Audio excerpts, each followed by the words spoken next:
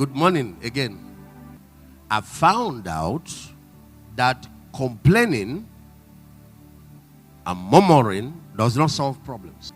Then I now found out further, if something is not working, you need to look for another solution.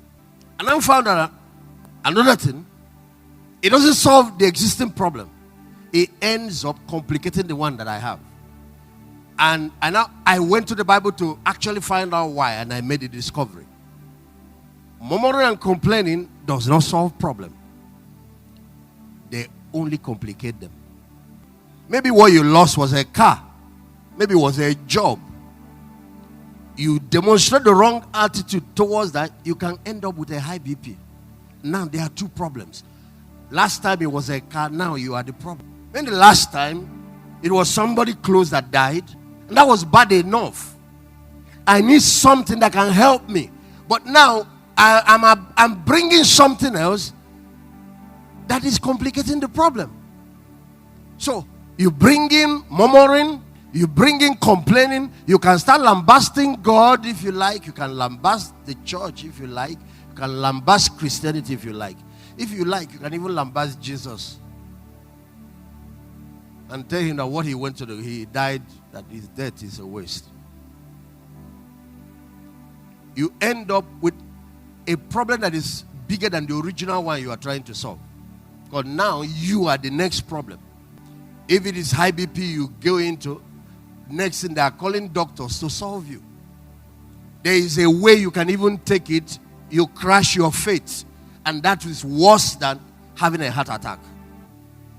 And this time, we might ask God to solve you. And if he is not able, you land where you are not meant to land. You end up going to hell. Satan now ended up cheating you twice. He took away a husband or took away an opportunity, and now he took away your life. When the devil came to attack Job, he discussed with God first, because when you want to touch his children, sometimes you need to get permission. And then the question will be, why do you give the permission? God gives the permission because it is not just material acquisition, things you acquire, things that happen around you that God is interested in. God is more interested in developing your character. God does not just work for you, he works in you. Put up the scripture, I want them to see it. So the Bible said, and he was led of the Spirit into the wilderness to be tempted of the devil. This is the Son of God, The life of Jesus Christ tells us it's just a blueprint of what can happen to us, of the life we are called to live. Now, he was left here with the devil for 40 days, and he was writing an exam. He finished the first course, they moved him to another class to write another course. He finished that one, they moved him to the third course. And those three basic things that reveals human character is power, is money, and the exposure to sex. Sometimes pleasure. In his own case, they didn't send women, so they used another thing that means the same thing. They use food. If you have problem with controlling your physical appetite, take it to the bank. I'm telling you this.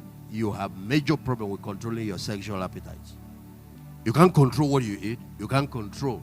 Both of them are here in the West. If you tighten that way, that's why fasting helps you gain back self-control. Don't worry if you find yourself, you messed up, you went to the fridge and ate something. Don't worry.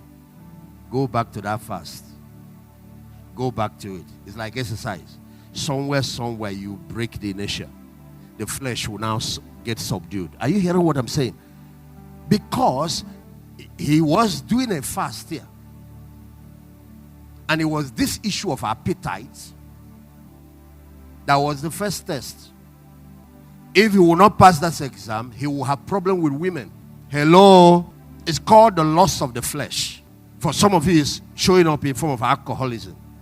For some other person, in form of gluttony, overeating. And sometimes your weight is being damaged. You should watch yourself. Stop! It will stop. For another person, Promiscuity. Now, you know why sometimes they allow the devil. The devil is the external examiner. The children are God's children. But he says, I know you're my child. But if the work, what we've been teaching you, what we've been working on you, that you've learned the lesson, let's bring a external examiner to check. So in case you want to know why God sometimes permits the devil. My friend at the projector, go to the book of Joshua. I'm going to show them Job first. Then go to the book of Joshua. Find where the same thing happened with Job happened with Abraham. Start with where Isaac and Ishmael were having the discussion. And Isaac made that statement. Even if I'm asked to lead my life, then I will do it. Because people don't know. These things we say, we just talk anyhow, that there are other people listening beyond human beings. The world you live in is highly populated. Now, Nigeria has 180 million people, but the total population of Nigeria might be around 1 billion. Actually, it's far more than 1 billion. The other people living with us here. There are a lot of people in this service now, and you people think you're the only one here. But when I say now, cancer come out, the people that do the operation, you're not seeing them, but they are here. They arrived in service before you. Hello? When you book into a bus, and they say the bus takes 16 passengers, it's only 16 passengers that are there. Some of the passengers have 3 escorts. As a Christian, you're supposed to have at least one, minimum of one, an angel that follows you. But one human being, he was a madman in the Bible. Jesus had to drive a legion of demons out of one madman, and a legion is 6,000. So if you get that one madman into your bus, you have 6,001 passengers. You think you're the only one driving that. That driver doesn't know how much load is carrying. If the car starts flying on the road, he thinks, what is going on here? If he finds himself, he's struggling to sleep. Even pastors should be aware of this. When people are coming into service, they're also bringing. So the ones that are clean are coming in with only angels. So the number of angels in the service even increase, because we have the angels of the ministry, but we have the ministering spirits, the guiding angels of the individual believers.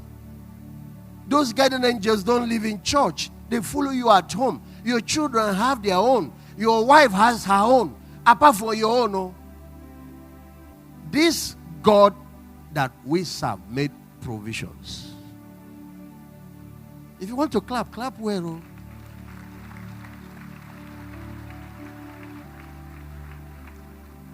But now, because church is a hospital, and all kinds of people come to get helped, that's why we are here. It's a family for God's children. But it's also a hospital. Church has different functions. So it's not just... So when people come with... Some of them are coming... The man is going to church. 7 people are following him. That's why ushers needs to be anointed. When you are cleaning the chair, people that are leading worship, everybody that is a believer is supposed to be alert. This is not Christmas party.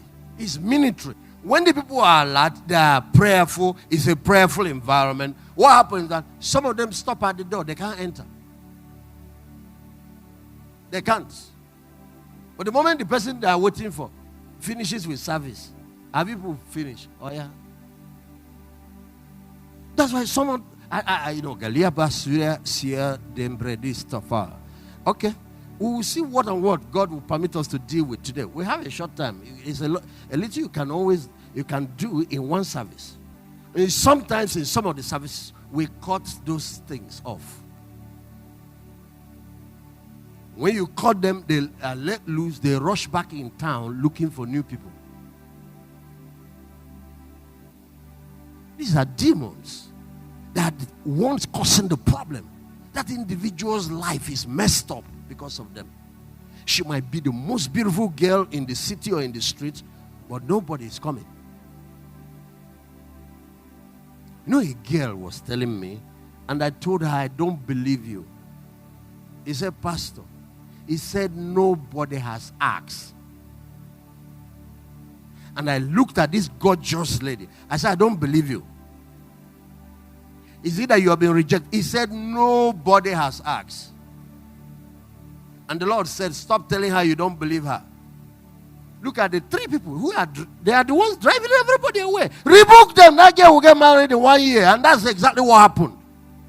And then you have other people, the only thing they do is window shopping. They come, collect, eat, wipe their mouth, and take off. That's what one girl told me, this general. He said, I'm running mad. That they have not landed the mental. This is how she presented her case. You have her mom that called and said, please talk to my. He said, the girl said, I'm running mad. I'm running mad. I said, mad? And you're able to make phone call. He said that I have not landed the mental hospital. Doesn't mean. I said, so calm down now. I'm here to help you. Your mom said, I can, you know. He said, Pastor, I cannot calm down. I'm losing it. So I said, what happened? He said, everybody comes, they sleep with me. Then they take off. He said, just to get this thing called husband. I said, is it by force? Let's start with you giving your life to Jesus Christ first. He said, I don't go to church before a pastor. I said, I'm not talking about church. Because that's the only person that can offload the load. You're carrying a lot of load. So you just enter a craft, sit down. It's not only one passenger.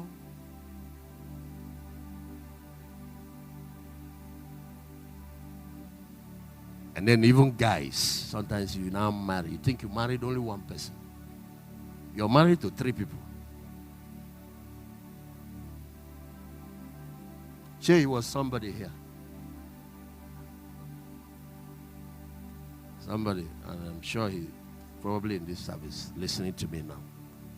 I went to do traditional wedding, pay dowry, and got dirty beating. I'm not talking in the spirit, physical beating. When they finished beating him, he ran down to come and find me.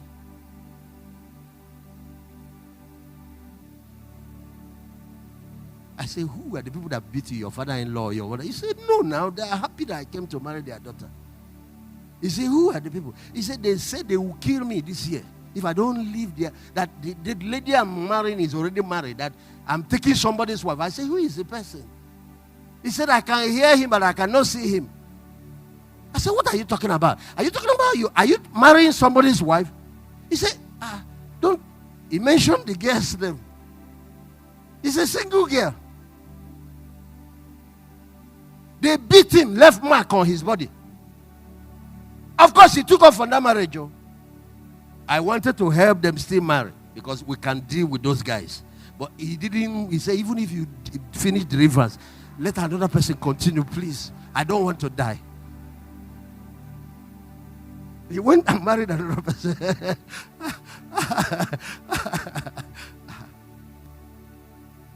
This year, you won't have carryover. You won't have overload. You will not. No. Jesus said, my yoke is easy. My burden is light.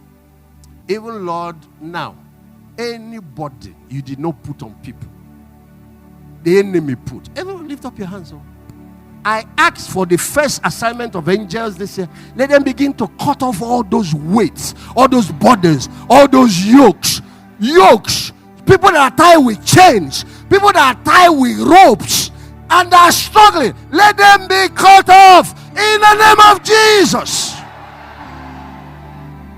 He said, who the Son of God sets free is free indeed. I pronounce freedom. I pronounce freedom. I pronounce freedom. So you can go and fulfill your destiny.